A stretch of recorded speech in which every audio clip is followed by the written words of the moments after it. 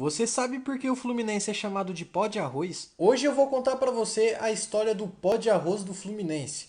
Mas para isso a gente tem que voltar lá para 1914, quando o jogador Carlos Alberto foi para o Fluminense. Carlos Alberto foi um jogador negro do Fluminense de 1914 e ele estava longe de ser o primeiro jogador negro do time. Carlos Alberto, antes de ir para o Fluminense, ele jogava no América do Rio de Janeiro e lá ele costumava passar pó branco no seu rosto logo após fazer a sua barba, e não por causa de sua cor, e sim porque os homens daquela época costumavam passar esse pó por questões estéticas e dermatológicas. No dia 13 de maio de 1914, aconteceu o primeiro jogo de Carlos Alberto contra o seu ex-time, o América.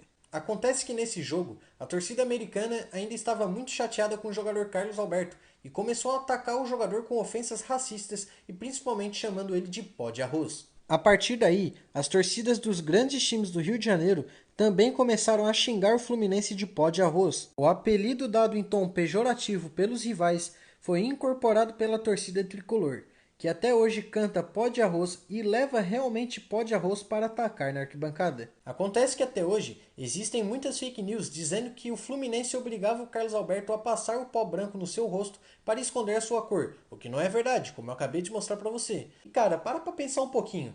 Se supostamente o problema do Fluminense era com a cor do Carlos Alberto, por que o Fluminense mandava passar o pó só no rosto? Os braços e as pernas não importavam? Isso é mais um fato que comprova a fake news que os rivais tanto inventam, principalmente os vascaínos, né? Que ou torcidinha para inventar mentiras sobre o Fluminense. E outro fato também, 1910, Alfredo Guimarães era um jogador negro do Fluminense que não passava pó nenhum.